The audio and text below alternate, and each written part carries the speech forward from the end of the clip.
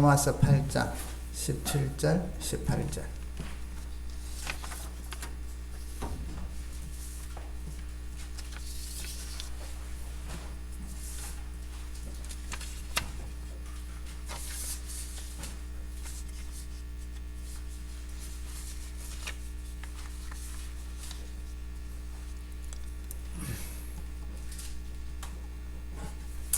로마서 8장 17절 18절 우리 같이 한번 읽어보십시다. 시작. 자녀이면 또한 상속자 곧 하나님의 상속자 그리스도와 함께한 상속자니 우리가 그와 함께 영광을 받기 위하여 고난도 함께 받아야 할 것이니 생각하건대 현대의 고난은 장차 우리에게 나타날 영광과 비교할 수 없도다. 아멘. 자, 오늘은 지난 주간이 사실은 종교개혁주일이었습니다. 그래서 이제 종교개혁주일을 또 그냥 좀 지나갔기에 아무래도 우리가 개혁자들을 좀 살펴보는 게 중요하다고 생각을 합니다. 그리고 우리의 믿음 생활을 또 어쨌든 바로 세우는 그런 작업이 필요합니다. 그래서 뭐 종교개혁이라는 그 사실을 전체를 다 보고 할 수는 없지만 이제 한두 사람 우리가 우리한테 또 중요한 분들을 보면서 오늘날 우리에게 또 주시는 교훈과 우리가 믿음 생활을 어떻게 해야 될 것인가 또 살펴보는 계기가 되기를 바랍니다. 우리 한번 따라합시다. 바른 믿음 생활을 위해 비진리와 싸움 종교개혁자들. 자, 여러분 우리가 종교개혁은 단순한 혁명이 아니거든요.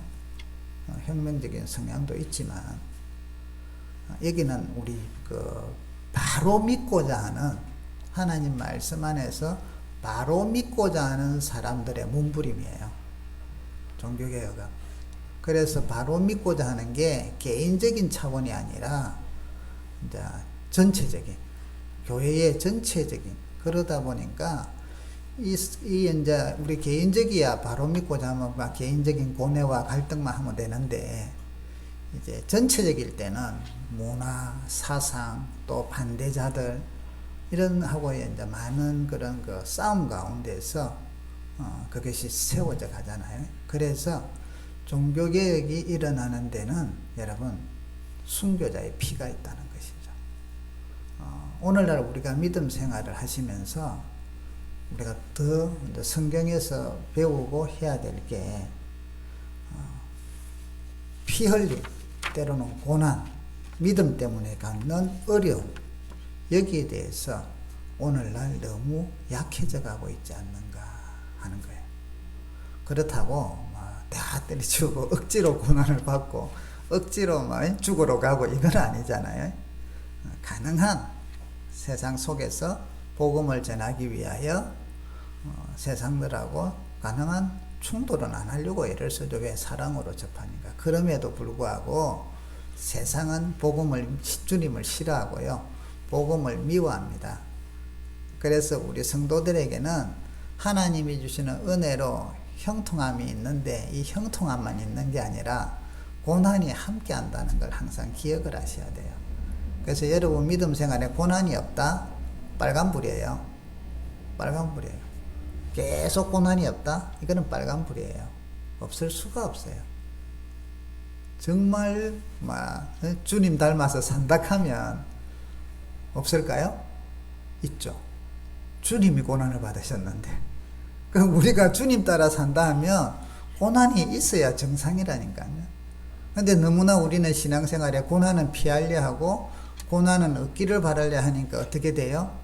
신앙에서 벗어나게 되고 성경에서 벗어나게 되고 그것을 합리화하게 되고 그것이 옳다는 걸 또 꾸미게 되고 옷을 입히게 되고 이래서 이상한 형태의 종교가 생겨버리죠. 그게 우리가 말하는 종교개혁이 일어나기 이전의 가톨릭이란 말이죠. 그럼 오늘날은 안 그런가? 우리 자신은 안 그런가? 그래서 이런 것들을 좀 살펴봐야 합니다. 오늘 말씀에도 보면 일어나서요. 17절에 자녀이면 또한 상속자다. 하나님의 상속자. 여러분 우리는 하나님의 상속자라는 하나님의 자녀라는 것을 항상 잊으시면 안 된다는 거죠. 하나님의 상속자이다. 그리스도와 함께한 상속자이다. 그리스도의 영광이 우리에게도 주어진다는 것이죠. 그래서 우리가 그와 함께 영광을 받는데, 영광을 받으려면 주님이 고난을 받으셨더라고요. 그래서 여기 일어났잖아요. 영광을 받기 위하여 고난도 함께 받아야 할 것이다. 생각하건대 현재의 고난은 장차 우리에게 나타날 영광과 비교할 수 없다. 여러분, 고난은요 짧아요. 긴 것 같아도 짧아요. 그 기간은 힘이 들지만, 정 이야기하면 태어나서부터 죽을 때까지 고난을 받았대도 100세시다 100년, 80세 80년. 그런데 앞으로 이 몸을 벗어나서 살 기간은 영원이에요. 영원. 자, 영원에 비하면 100년은 점에도 해당이 안 되겠죠. 그래서 현재의 고난이 엄청나게 힘든 것 같아도 짧은 거라는 걸 항상 믿으셔야 돼요. 여러분, 믿음은 하나님을 전적으로 의지하는 거예요. 그분을 붙잡는 거예요. 그러면 믿음의 삶은 뭘까요? 그분을 전적으로 붙잡고 사는 삶, 맞아요.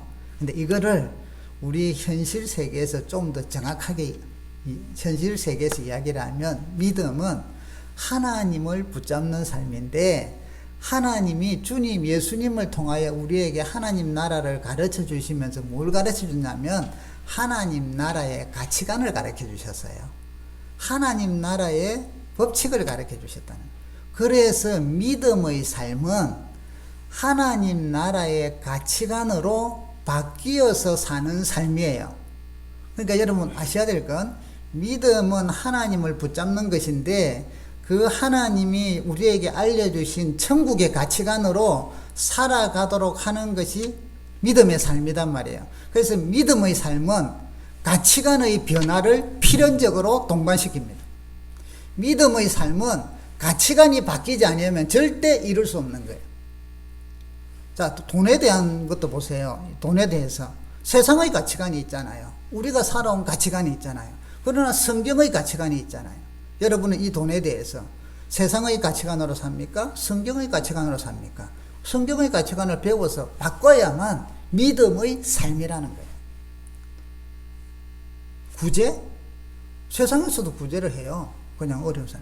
그런데 그거하고 하나님 나라의 가치관에서의 구제는 같은 부분도 있지만 본질적으로 다른 게 있거든요. 그러면 우리는 구제를 해도 성경의 가치관으로 살 때 믿음의 삶이라는 것이에요. 그렇다면 여러분, 우리 생활의 전반적인 영역이 믿음의 삶은 성경 말씀으로 하나님 나라의 가치로 바뀌어져야 돼요. 바뀌어져요. 요즘 이제 이슈화가 많이 되는 게, 이제는 동성연애는 한물 같고요. 이제는 성소수자에 대한 게 나오잖아요. 그래서 이제 그것 수술도 하고, 전환 수술도 하고, 이래서 이제 젠더라해서 사회적인 성, 자연적인 성이 아니라 자연적으로 태어나서 남자와 여자로, 이것보다는 사회적으로 살면서 남자로 교육을 받았고 여자로 교육을 받았으니까 그 사회적인 성을, 정체성을 갖게 해야 된다. 그래서 자연적으로는 여자라 할지라도 내가 남자라 하면 남자라는 거예요. 그래서 이것을 자꾸 주장하는데, 자, 우리 기독교는 동성연애, 그들을 긍휼히 여기고 이해를 하고 최대한 그들과 친해지려고 애를 쓰면서 그들을 구원으로 인도해야 되는 것은 우리가 할 일이에요. 그렇다고 동성연애를 우리가 허용을 한다? 성경에서 의미 금하는데요.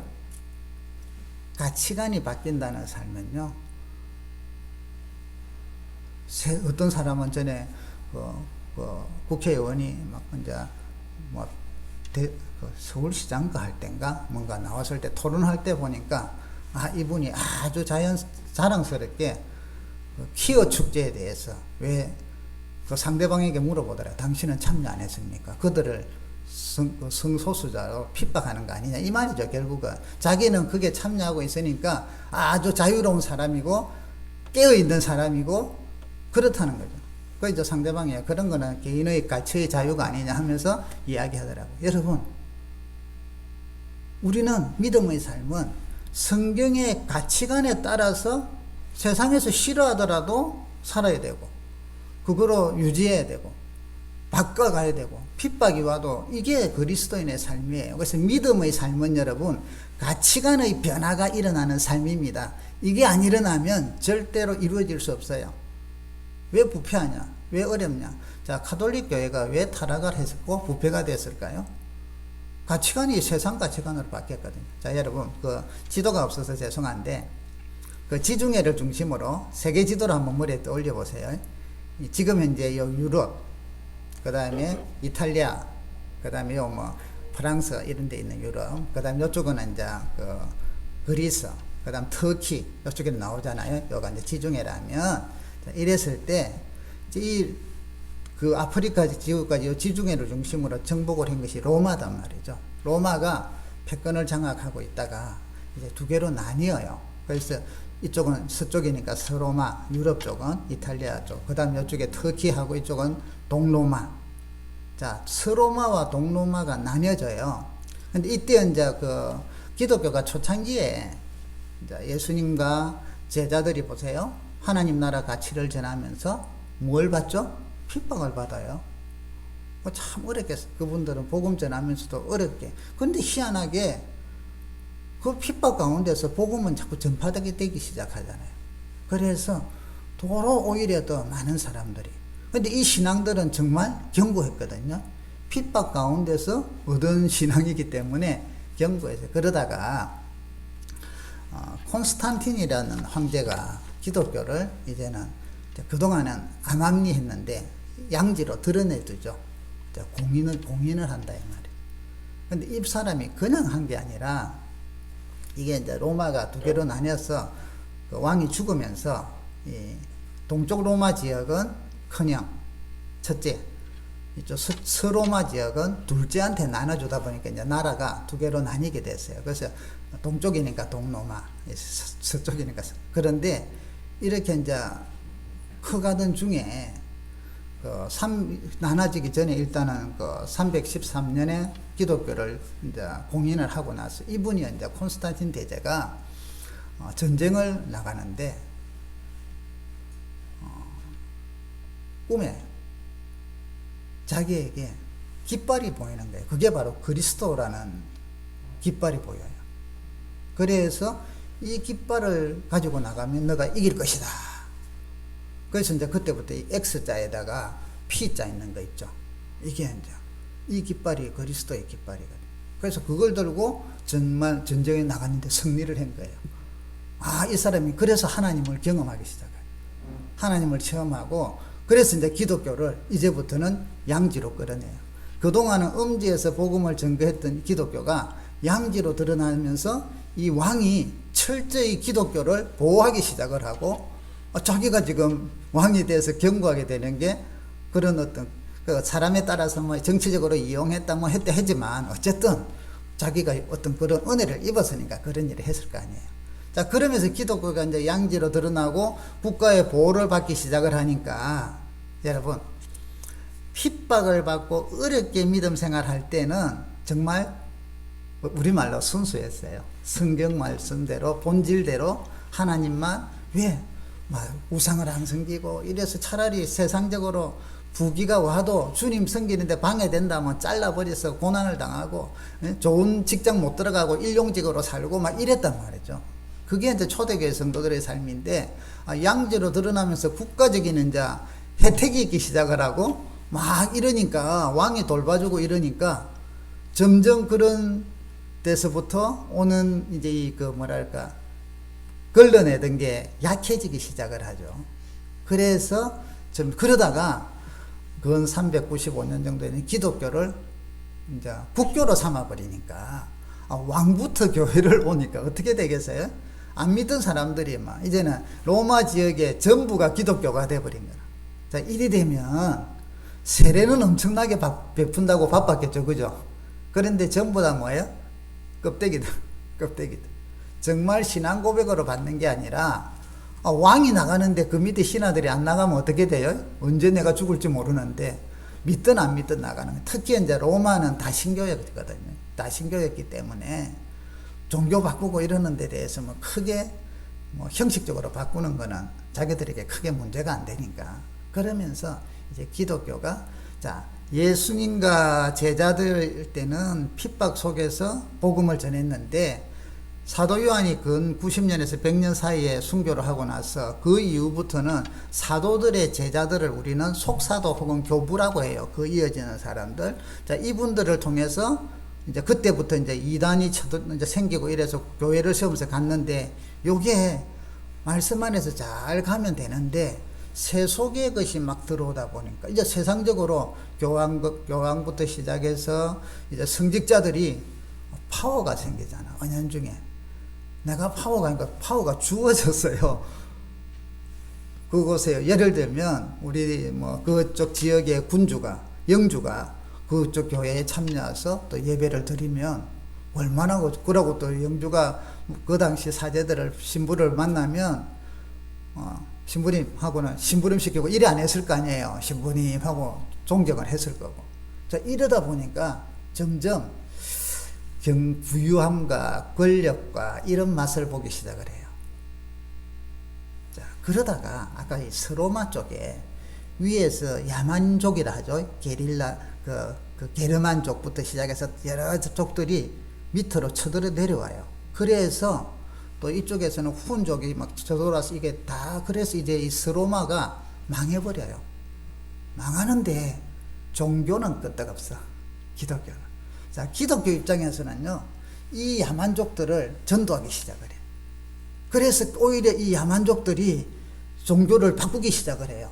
그런데 이때 바꾸고 전도하면서 이방인들의 신들의 풍습들이 들어오기 시작을 해요.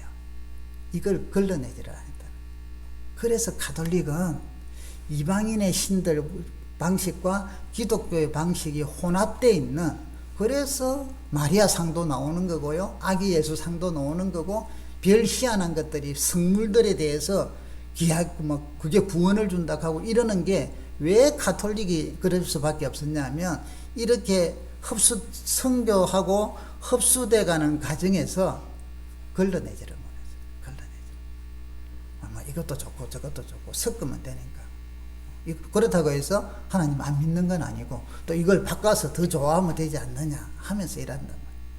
그래서 이제 이게 이제 점점 가다가 그러면서 이 정치적으로 권력을 가진 사람들이 사라지다 보니까 이 백성들을 끌어가야 될 리더십과 이런 것들이 결국 누가 지느냐? 교회가. 성직자들이 그 일을 맡아서 하기도 하고.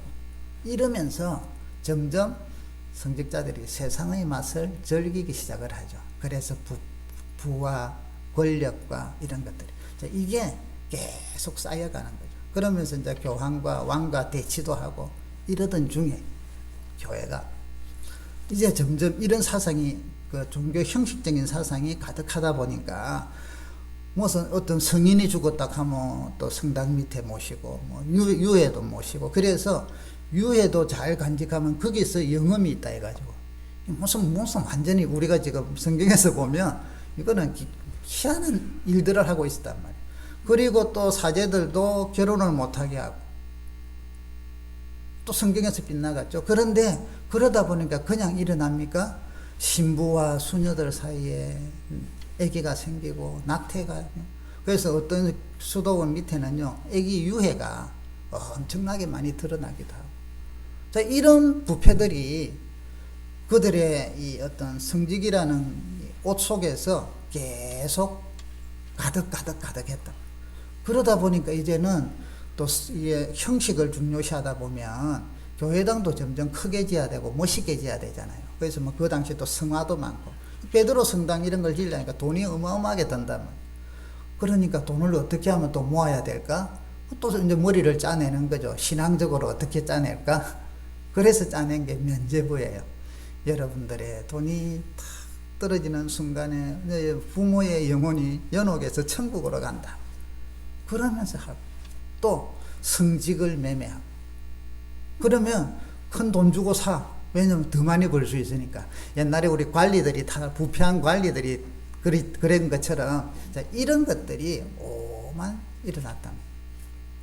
자, 이런 상황 가운데서 교회는 침체하고 형식은 커져가는데 속은 점점 자, 이게 뭐가 없어서 그래요? 오늘 여기 말씀처럼 여러분 성도가 고난을 거절했기 때문에 그래요.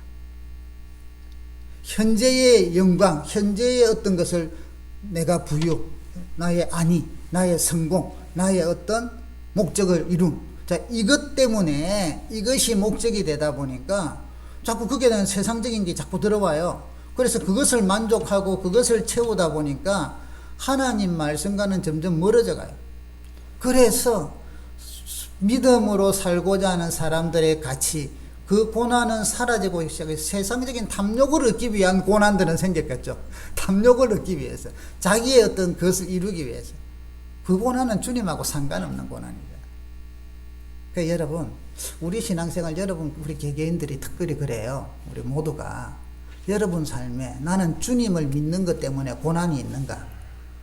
그냥 고난 생기는 거 말고 살다 보면 아프기도 하고요. 우리 육신을 가졌는데 뭐 넘어지면 부딪히면 돌에 부딪히면 깨질 거고 이러잖아요.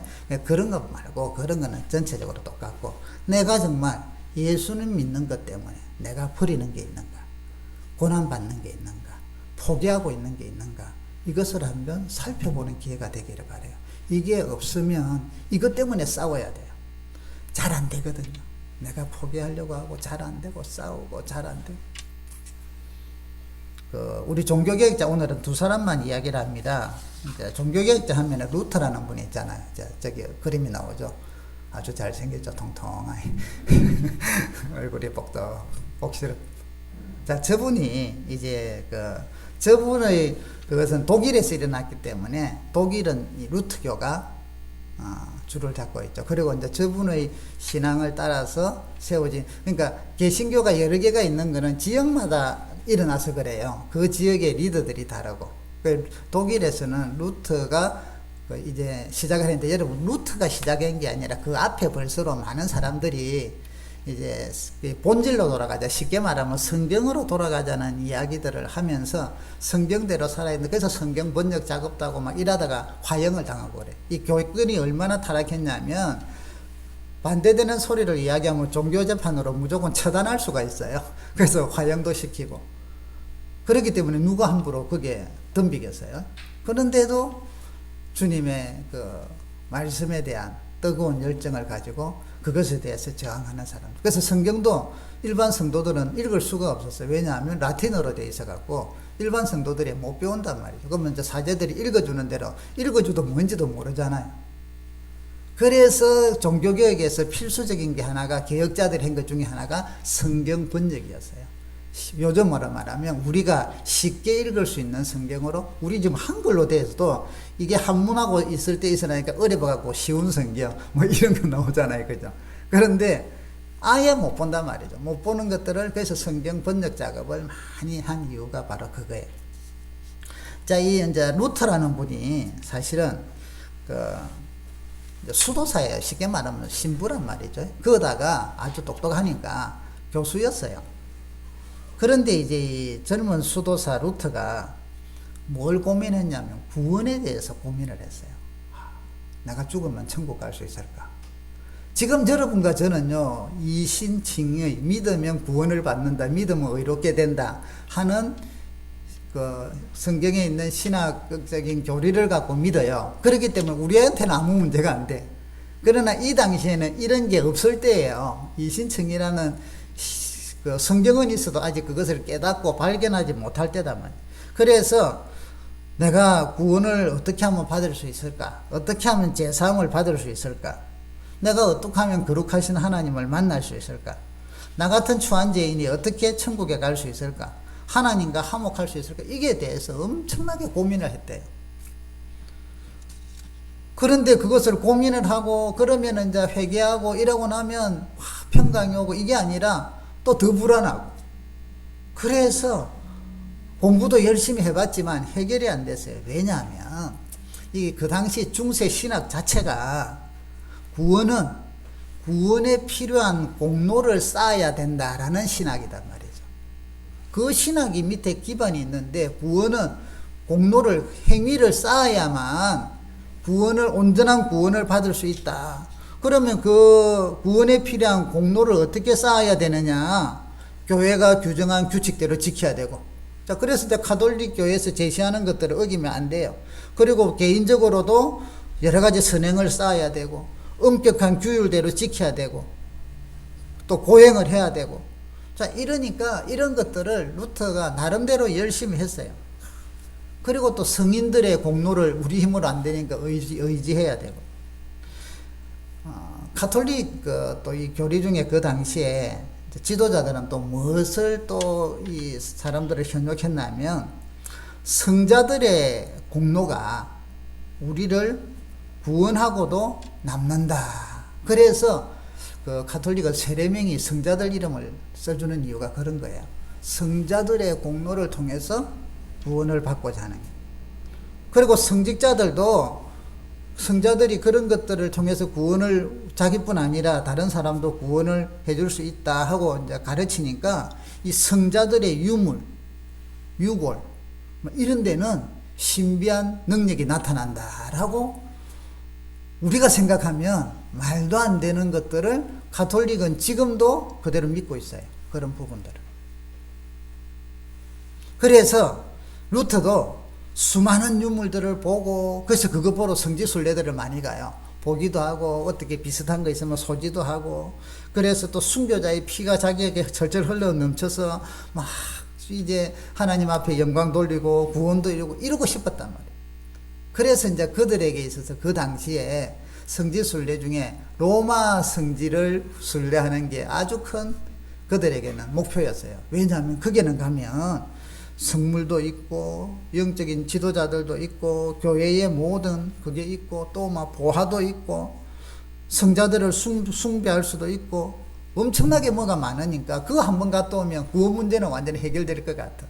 그래서 이제 루터도 로마 여행을 해봅니다.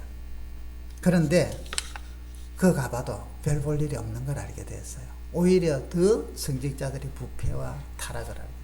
또 가톨릭 중에 하나는 스칼라 산크라라는 이 계단이 있는데, 이들이 또 가야 될 필수 고행을 하고 수도하는 사람들이, 이게 28개의 대리석 계단으로 되어 있는데 때로는 빌라도 계단이라고도 불렀대요. 자, 이 계단이 무릎을 꿇고 주기도문을 하면서, 라틴어로 주기도문을 하면서 한 계단씩 한 계단씩 올라가요.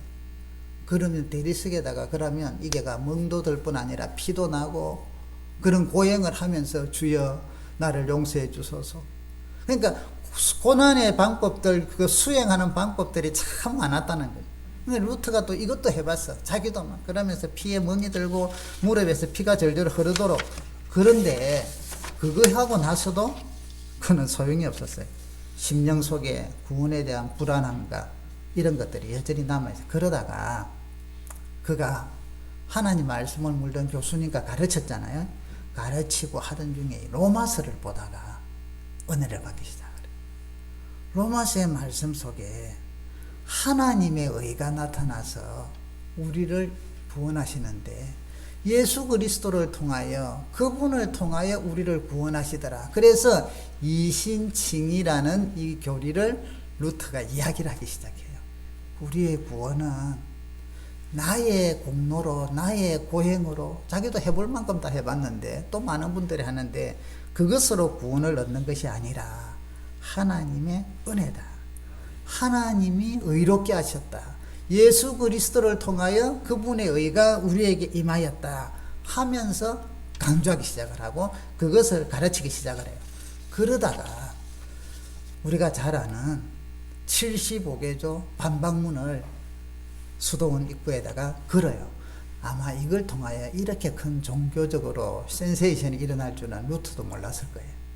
이거는 종교개혁이 의도해서 일어난 게 아니라 하나님의 크신 손길 가운데 일어난 거기 때문에 그래요.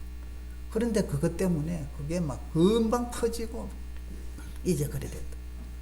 자, 그때 이 루터를 통하여 사람들에게 구원은 하나님의 은혜로 되는 것이지 우리의 공로로 되는 게 아니다. 자, 그래서 이제 종교 개혁자들이 여러 명인데 핵심적이 그들이 외친 게 있어요. 그게 뭐예요? 핵심. 오직 성경. 오직 성경. 오직 믿음. 오직 믿음. 오직 은혜. 오직 은혜. 성경 외에 성인들의 성물, 뭐 다른 어떤 것들, 이런 것들로 하나님께 가지 못한다는 거예요. 오직 믿음. 주님만을 믿는 거지 딴 것 갖고는 안 된다는 거예요. 오직 은혜. 하나님의 사랑과 은혜 속에서 우리가 된 거지 그거 아니면 안 해요. 그래서 이거 강조했단 말이죠. 오직 믿음. 그 루트가 이제 불을 붙이기 시작을 하죠. 자, 이게 막 퍼지기 시작하죠. 그러다가 그 후대에 있는 나이가 한참 후배죠. 칼빈은 또 제네바라는 곳을 중심으로 이런 하나님 말씀을 증거하고 사회를 변혁시키고 교회를 변혁시켜 나가죠. 그래서 이 칼빈은 우리 장로교회, 그러니까 루트는 루트교회 시작하면 칼빈은 장로교회 시작이라는 것이죠. 오직 하나님의 은혜, 하나님의 구원, 이것을 이야기하고, 그래서 그분은 이제 종교개혁의 신학을 집대성을 해요. 그게 기독교 강요라는 책으로 집대성을 해요. 그래서 우리는 이 장로교의 이 신앙을 받아서 이제 우리가 오고 있는데, 이 개혁자들은 여러분 보세요. 종교개혁자들이 개인적으로는 구원과 이런 걸 했지만 이 구원을 이루기 위하여 그동안 잘못된 종교적인 이런 부분들을 따라봤지만 안 되니까 이게 뭘까? 그러다가 어디서 찾았냐? 성경에서 말씀으로 성령께서 깨닫게 해주시더라. 그래서 구원과 은혜자 그것을 알고 그것을 전하다 보니 그들에게 닥친 거는요, 죽음의 위협과 고난과, 그래서 하나님 말씀을 바로 살고 내가 살고 그것을 바로 전하려고 하니까 그들에게는 고난이 필수더라는 거예요. 초대교회 제자들이 그래요. 종교개혁자들이 그래요.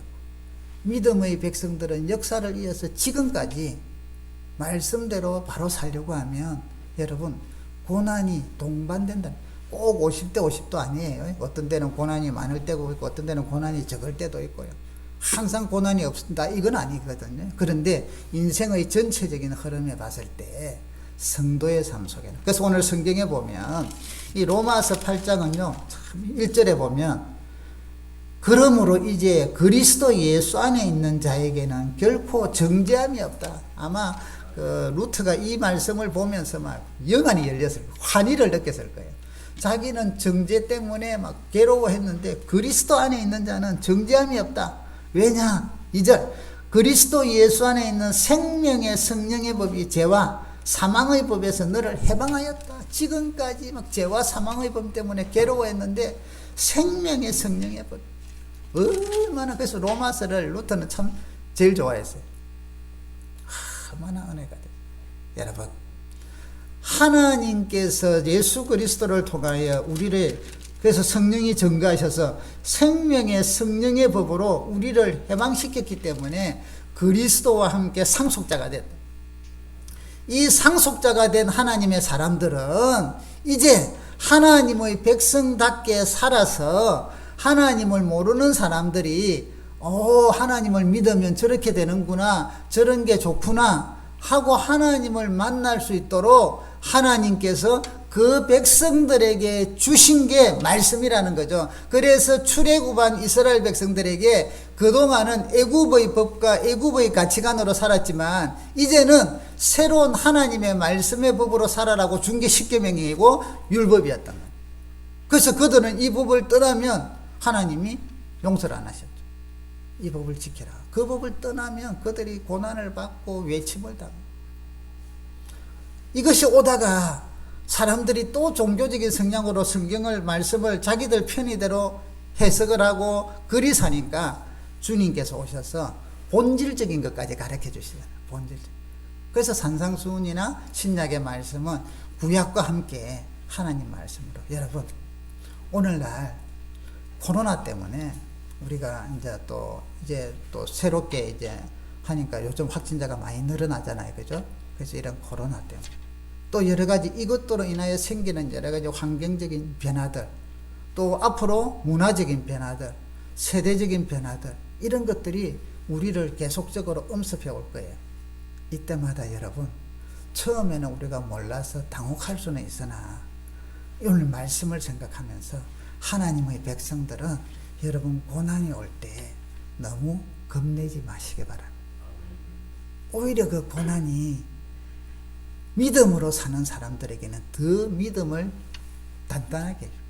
새로운 믿음의 현장으로 올라가게 하고 수준으로 올라가게 할 거예요.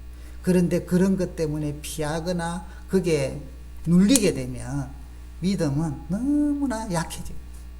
그래서 가톨릭처럼 우리의 신앙이, 우리 신앙생활 모습이 성경하고는 전혀 다른 길에 가요.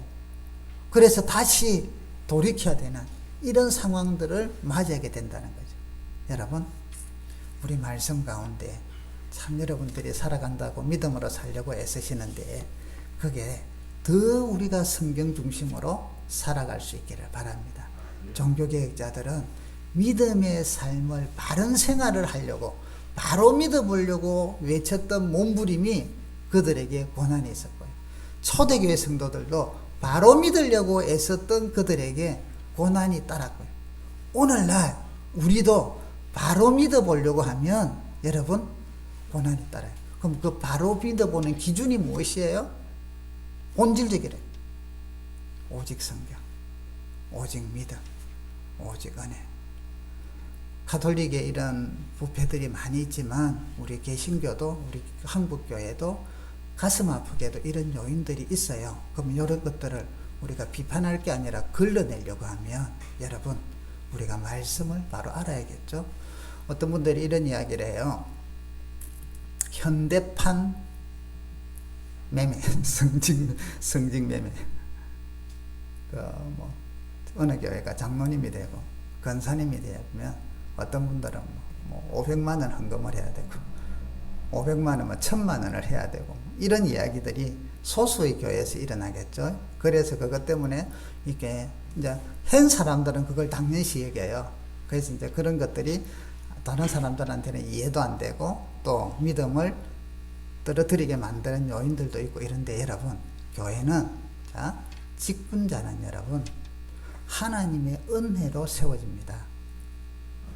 그래서 우리가 장로님을, 권사님, 집사님, 안수 집사님들을 또 다른 부분들 다 그렇지만 교회 특히 이제 직원이라고 하는 중직자들을 세울 때는 저분이 얼마를 이 직분에 앉으려면 얼마를 해야 된다.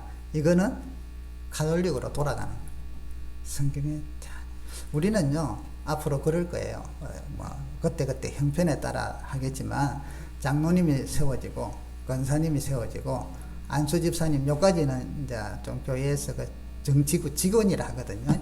이제 목사님들까지 포함해서 그분들이 세워지면 그분들이 은혜에 감사해서 감사헌금을 500만 원을 하든 1000만 원을 하든 1억을 하든 그거는 개인 자유야. 그거는 자유야. 왜? 받은 은혜들. 주야, 내가 앞으로 믿음 안에서 이렇게. 그래서 제가 여러분들이 그 은혜에 충만해서 그런 것은 은혜로 믿음으로 감사로 하는 것은 여러분 형편에 따라 저도 많이 하기를 권유해요. 왜? 은혜에 대한 감사니까. 그런데 교회는 여러분 그분들을 세울 때 오히려 앞으로 교회에서 충성해 주세요. 우리보다 더 수고해 주세요. 요거잖아. 일꾼이 된다는 거는. 그럼 교회에서 오히려 선물을 준비를 해줘야 돼.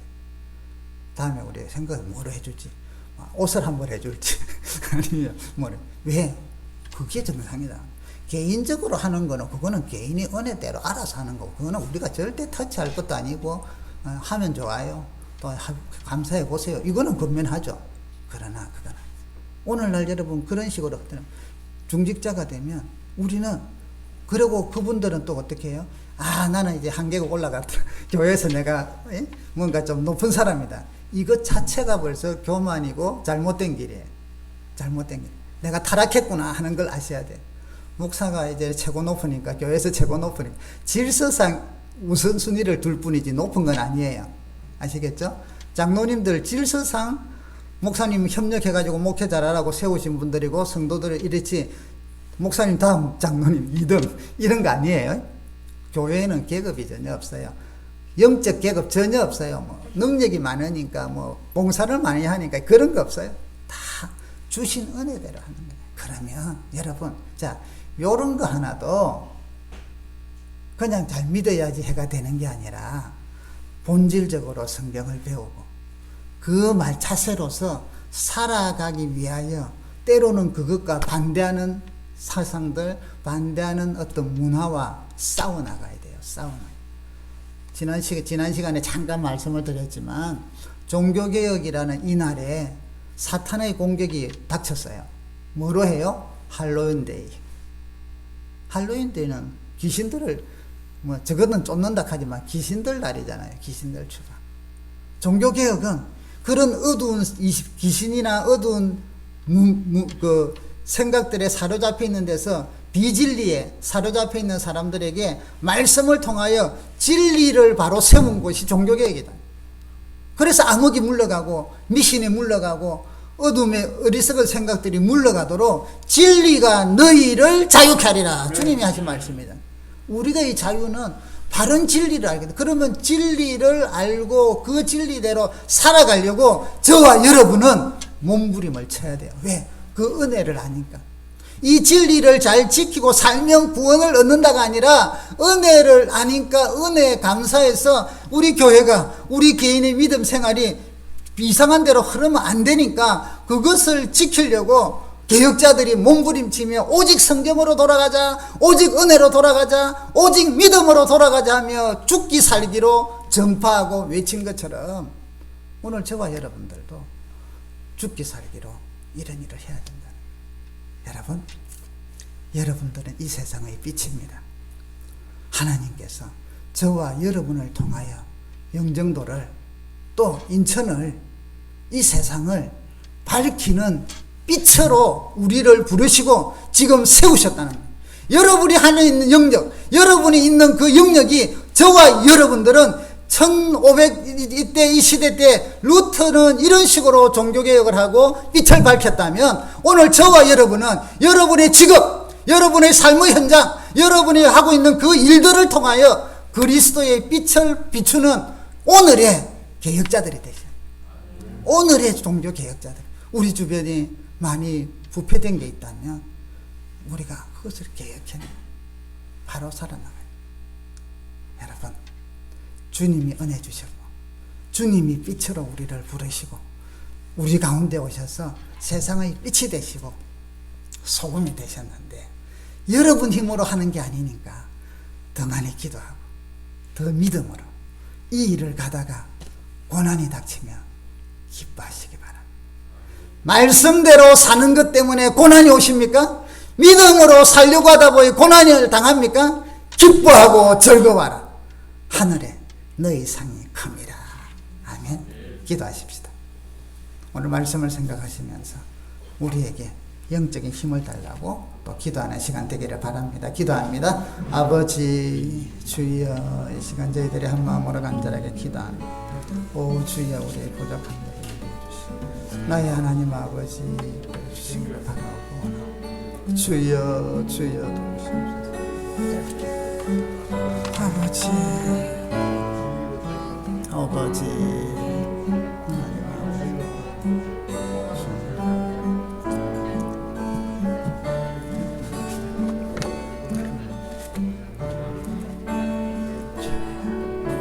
아버지 아버지 끌어주소서. 나의 하나님 아버지 은총을 베풀어 주소서. 할렐루야. 인도해 주시기를 바라고 원하는 주님 도와주소서. 아버지 끌어주소서. 하나님 아버지 살아계신 하나님 아버지, 믿음으로 바른 믿음으로 살기 위하여 몸부림치며 진리를 사수하며 말씀으로 돌아가기 위하여 몸부림쳤던 우리 개혁자들을 생각하며 오늘 우리 시대에 우리의 삶의 현장에서 저희들에게도 이런 은혜와 능력을 주심을 감사합니다. 고난을 두려워하지 말게 하시고 비진리와 부딪히는 것에 대해서 그것으로 인하여 손해보는 것에 대해서 두려워하지 않게 하여 주소서. 영적으로, 물질적으로, 때로는 환경적으로, 어떤 위치적으로 모든 것들을 잃어버린다 할지라도 아버지 하나님 의지하며 그것과 싸워나가며 하나님의 의를 나타내는 그런 믿음의 종들이 되기를 원합니다. 저희들에게 더 큰 은혜들을 허락하여 주시옵소서. 예수님의 이름으로 기도드립니다. 아멘.